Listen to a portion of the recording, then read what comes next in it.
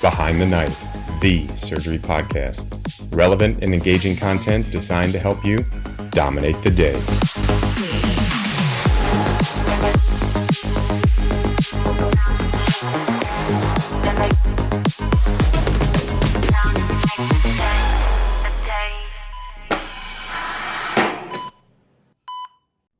Thank you so much for listening to Behind the Knife. This is Patrick Georgioff. I want you to imagine this. It's 2 a.m. and you're rushing a hypotensive trauma patient to the operating room for exploration. Maybe you need to go into the neck, the chest, or the abdomen. Are you prepared for what you might find? Trauma educational resources are extremely limited, and that's why we created the Trauma Surgery Video Atlas. 24 challenging scenarios with high-yield text, beautiful illustrations, and stunning professional-grade video that walks you through the approach and management of devastating injuries in a step-by-step fashion. Check out the link in the show notes for more. There are group discounts available as well.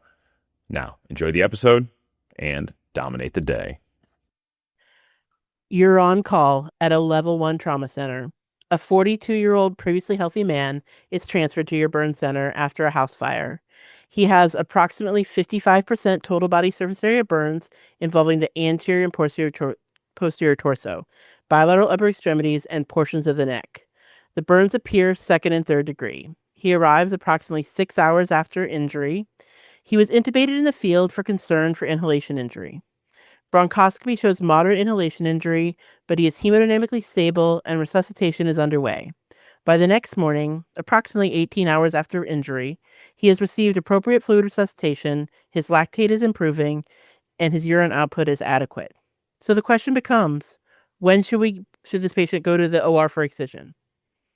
Dr. Johnson, when you see a patient like this, what are the factors you're thinking about in terms of timing and excision?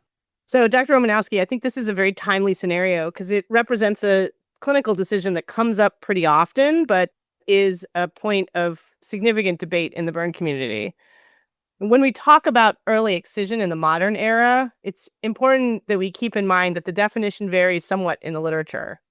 Among burn surgeons, we generally think of it as ultra-early excision within the first 24 hours, early excision happening somewhere between 24 hours and 7 days, although there is some research that suggests that early should really be held to that 24-hour to 72-hour window. And then delayed excision is anything beyond 7 days.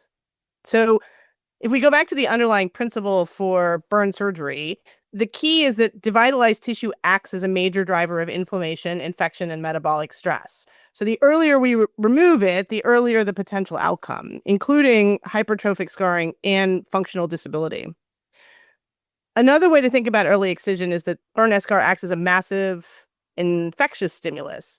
Necrotic tissue promotes bacterial colonization, increases the cytokine release, and contributes to the hypermetabolic response that large TBSA burn patients experience. By removing that tissue early, we're essentially performing source control, similar to draining an abscess or debriding a necrotic soft tissue infection. Getting back to your initial question, what factors am I thinking about in terms of timing for early excision in this patient? I'm generally balancing the patient's physiology, the anticipated burn depth progression, secondary infectious risk, and then burn center and hospital logistics. Dr. Nasadov, it's interesting because the concept of early excision seems obvious to us now. But historically, burn surgeons didn't always operate this early. Is that true? Exactly. So prior to the 1970s and early 1980s, and frankly, still in austere environments where transfusion and other resources are limited, burn care was and still is largely conservative. Surgeons waited for eschar separation and waited and waited and waited, which could take weeks or more before eventually grafting the wound, if indeed the patient was still alive. Meaning patients were suffering prolonged periods with open necrotic tissue, increasing their risk of sepsis, hypertrophic scarring, contracture, and death. So the idea of planned early excision and grafting really transformed burn care. So how did this happen? What led to moving burn surgery towards this early excision? So after Janzakovich's seminal work on tangential excision, suddenly the timing of excision became a relevant conversation. To clarify, tangential excision involves sequentially removing thin layers of burned tissue using a blade until punctate bleeding is encountered, indicating viable dermis or subcutaneous tissue. So this technique allows for maximal preservation of viable tissue while removing the necrotic eschar. So let's start with one of the papers that helped push the field in that direction. Gray published a manuscript in the American Journal of Surgery in 1982 on early excision versus conventional therapy in burn patients. This study examined patients with 20 to 40% total body surface area burns and compared two approaches: early surgical excision with grafting and conventional therapy involving delayed debridement and wound care. The investigators found that the patients treated with early excision demonstrated improved outcomes, specifically including faster wound closure, shorter hospital length of stay, and generally fewer complications associated with prolonged open wounds. Super interestingly, note that in this paper, early excision was considered sooner than 14 days. Wow, that's a lot longer than what we would consider early today.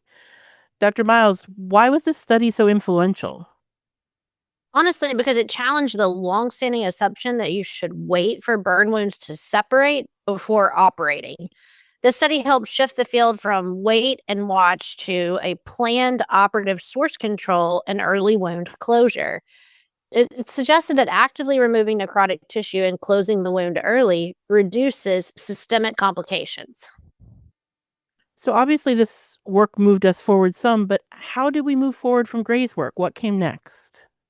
In another classic paper, Thompson and colleagues out of Galveston published a manuscript entitled Effect of Early Excision on Patients with Major Thermal Injury in the Journal of Trauma in 1987. This study focused on patients with burns greater than 30% TBSA, which we would consider major burns.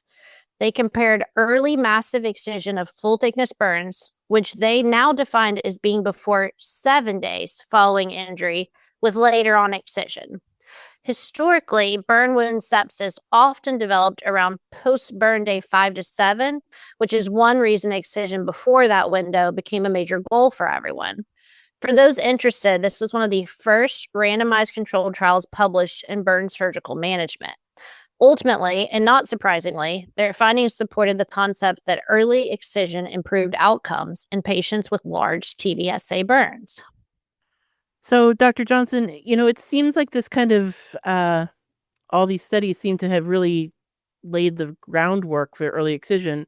But what were some of these early studies' limitations? So, as my residents are used to hearing me say on a regular basis, burn care in the 1980s looked very different than it does today because ICU care in the 1980s looked very different than it does today. We didn't have a lot of the more modern ICU resuscitation protocols, advanced ventilator management, and even in the operating room, nuanced anesthetic approaches and many of the dermal substitutes that we now use. Additionally, appreciation of the potential for early physical and occupational therapy to radically change functional outcomes had not yet developed because, of course, as Dr. Nosanoff pointed out, these patients had just spent forever and ever and ever waiting to have their burn removed. One of the biggest technical challenges of early burn excision is blood loss.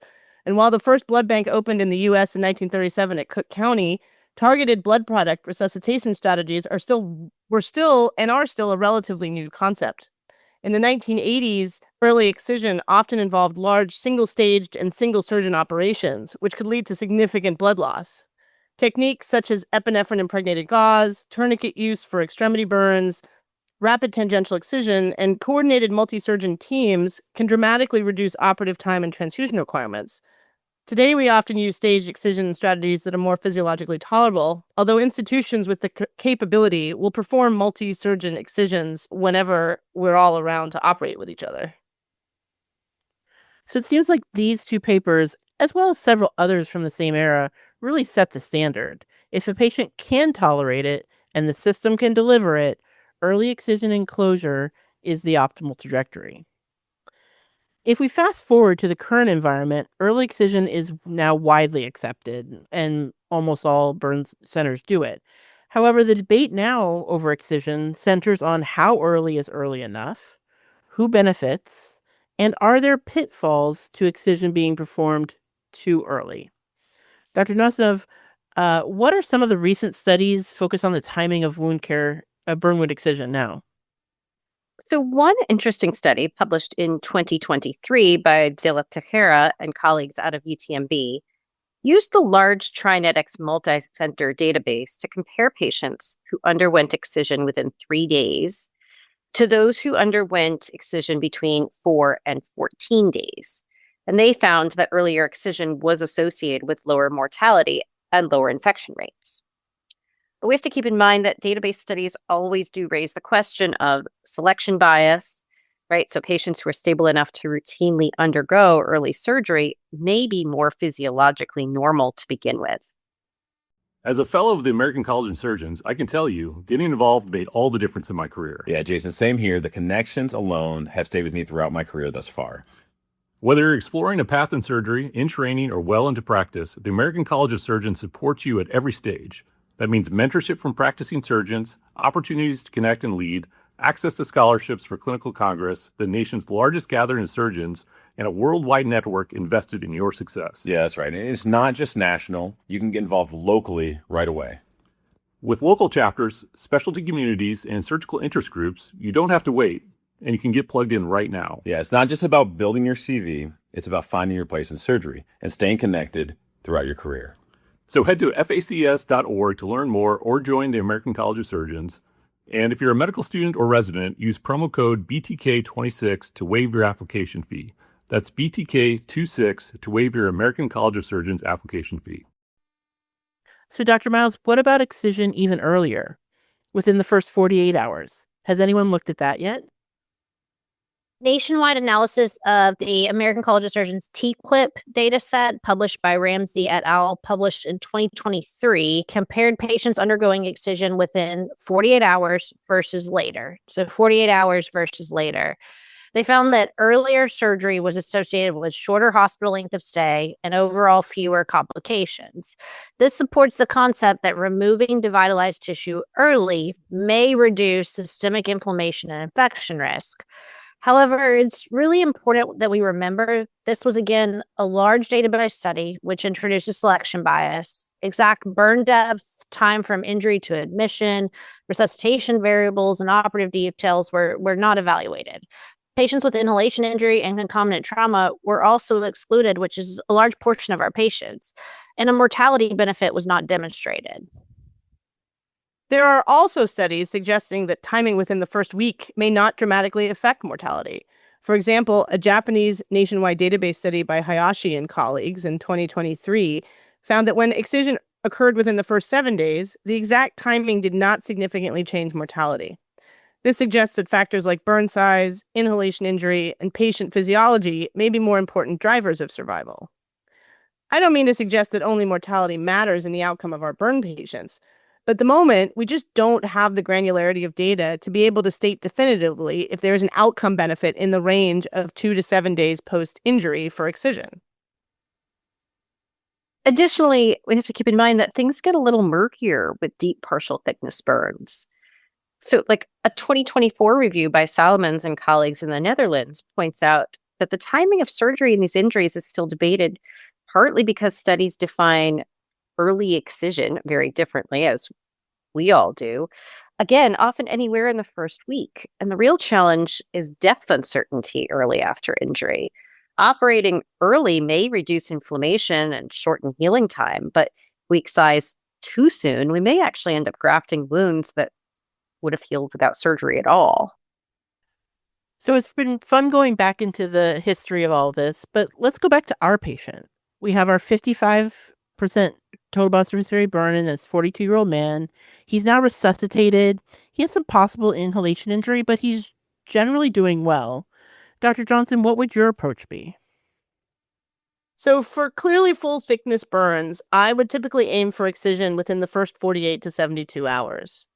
Up to that point, I'm working to get the patient as physiologically appropriate for a major surgical excision as I can. For areas where depth is uncertain, I will perform an initially more superficial excision and allow the wounds to fully declare at my next operative procedure. Here is where a temporizing skin substitute can be very helpful. Another evolving option is also enzymatic debridement, which can sometimes succeed in removing eschar early, actually without surgery, in these intermediate depth burns. But for large, full thickness burns, early surgical excision definitely remains standard of care. And I think I would agree with your approach. But can we actually take a moment and talk about a patient who maybe isn't as healthy as the one that we described at the beginning? Yeah, and I think that's a great point. For any large burn, it's definitely important to establish goals of care early with the patient if we are able and the family. In fact, once we know that the patient has an intact airway, we often take a few minutes in our massive burn patients to discuss goals of care really early on in their hospital course. We can frame prognostic discussions using the modified Bow score, which incorporates the patient's age, percent TBSA burned, and inhalation injury to estimate mortality risk. Note, it doesn't include comorbidities. While it's not perfect, it helps provide a rough sense of expected outcomes and can guide early conversations with families. Patients with large burns undergo multiple operations over multiple weeks and months with extended intensive care stays and lots of potential for complications and indefinite suffering. It's important to explain this as a part of the early informed consent process for burn surgical care. So, before we wrap up, let's just run through a few quick scenarios that might change how we think about the timing of the excision. Dr. Johnson, beyond physiologic instability, are there situations where you might intentionally delay excision? Yes, absolutely. There are several situations where burn depth evolution can actually make early excision less straightforward. And these are the situations that I would actually wait.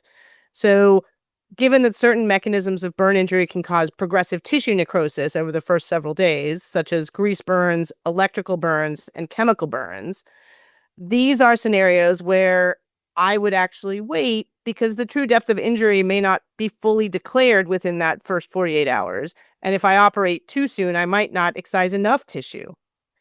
Patient factors also matter. Advanced age and comorbidities, particularly peripheral vascular disease, diabetes, or severe smoking-related vascular disease, can impair perfusion and lead to ongoing burn depth progression.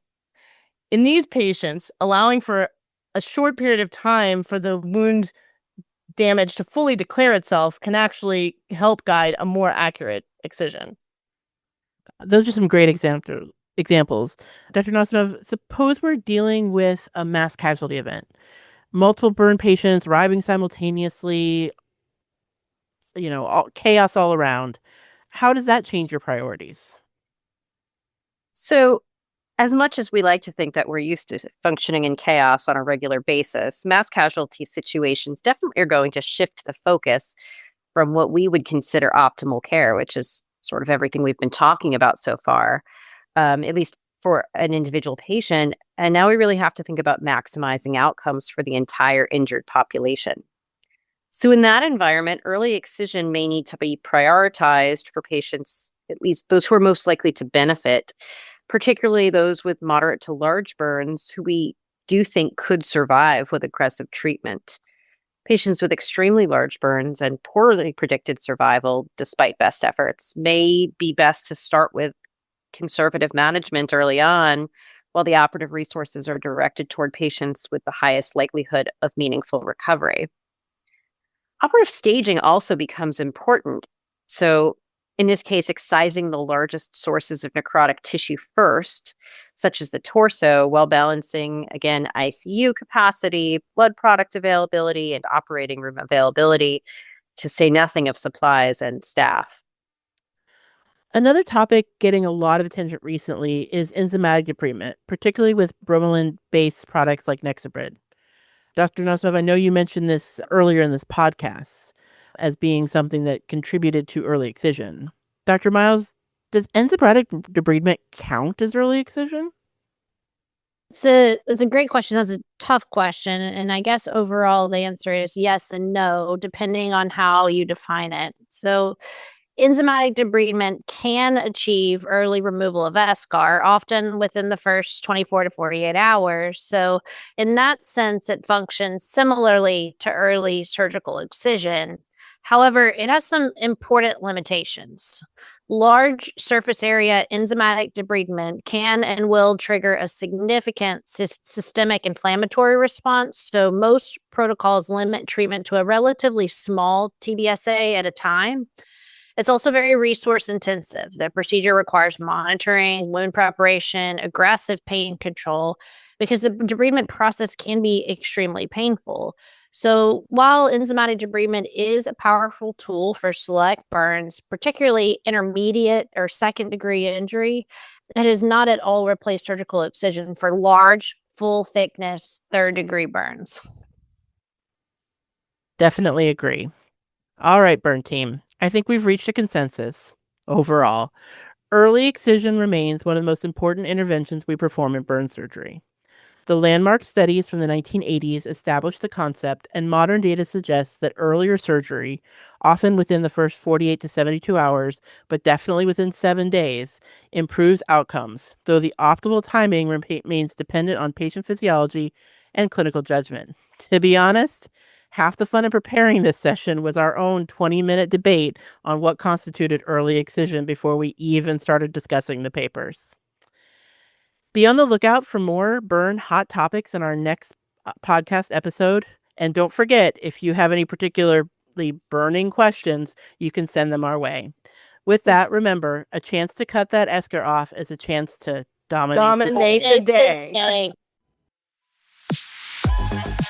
Be sure to check out our website at www.behindtheknife.org. Download our free app available for Apple, iOS, and Android. Simply search for Behind the Knife in the App Store or Google Play to download the app.